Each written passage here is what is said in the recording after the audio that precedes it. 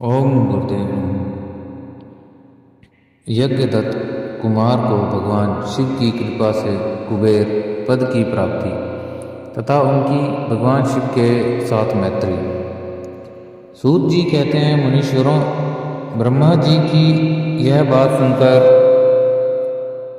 नारद जी विनयपूर्वक उनके प्रणाम किया और पुनः पूछा, भगवान भक्तवत्सल भगवान शंकर कैलाश पर्वत पर कब गए और महात्मा कुबेर के साथ उनकी मैत्री कब हुई? परिपूर्ण मंगल विग्रह महादेव जी ने वहाँ क्या किया? यह सब मुझे बताइए। इसे सुनने के लिए मेरे मन में बड़ा कौतूहल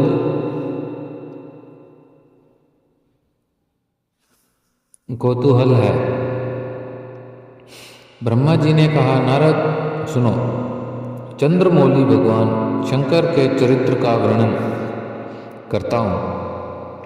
वे कैसे कैलाश पर्वत पर गए और कुबेर की उनके साथ किस प्रकार मैत्री हुई, यह सब सुनाता हूँ। काम्पिल्य नगर में यज्ञदत्त नाम से प्रसिद्ध एक ब्राह्मण रहते थे जो बड़े सदाचारी थे। उनके एक पुत्र हुआ जिसका नाम गुण निधि था। वह बड़ा ही दुराचारी और जुआरी हो गया था।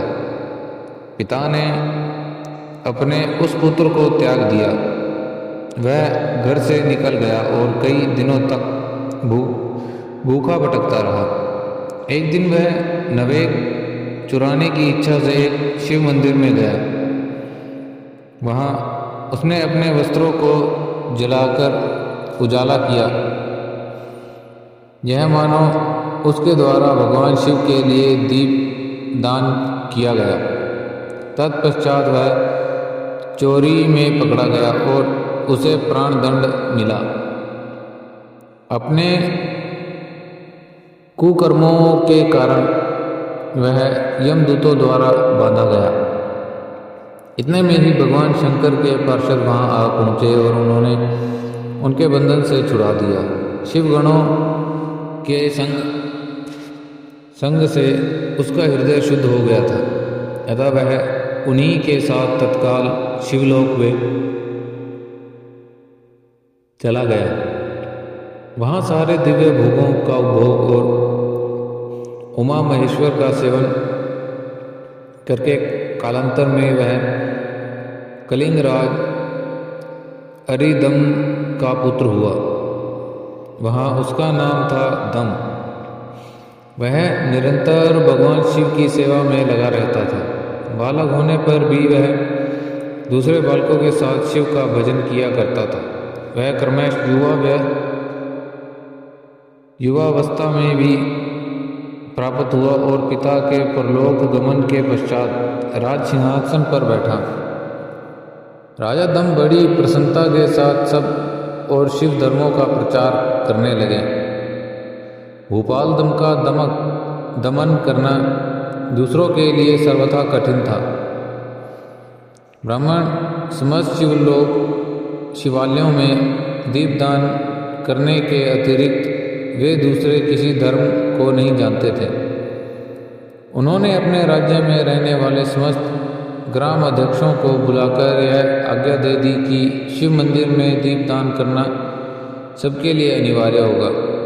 जिस ग्राम अध्यक्ष के गांव में के पास जितने शिवालय हैं वहाँ बिना कोई विचार किए सदा दीप जलाना चाहिए। आजीवन इसी धर्म का पालन करने के कारण राजा धन ने बहुत बड़ी धर्म संपत्ति का संचय कर लिया। फिर वे काल धर्म के अधीन हो गए। दीपदान की वासना में युक्त होने के कारण उन्होंने शिवालयों में बहुत से दीप जलवाए और उनके फलस्वरूप जन्मांतर में वे रतनमय दीपों की प्रभा से आश्रय हो अलकापुरी के स्वामी हुए। इस प्रकार भगवान शिव के लिए किया हुआ थोड़ा सा भी पूजन या आराधना समय अनुसार महान फल देता है। ऐसा जानकर उत्तम सुख की इच्छा रखने वाले लोगों को शिव का पूजन अवश्य करना चाहिए।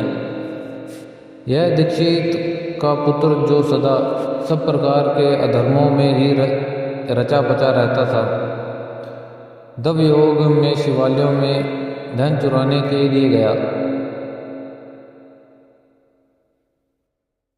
उसने सर्वथा वश अपने कपड़े को दीपक की बत्ती बनाकर उसके प्रकाश से शिवलिंग के ऊपर अंधेरा दूर कर दिया और सत्कर्म के फलस्वरूप वह कलिंग देश का राजा हुआ और धर्म ने उसका अनुराग हो गया।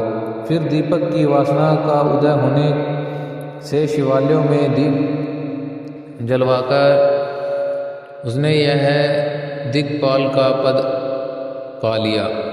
मुनीश्वर देखो तो सही, वहाँ उसका वह कर्म और कहाँ पर दिक्पाल की पदवी जिसका यह मानव धर्म प्राणी इस समय यहाँ उपभोग कर रहा है था।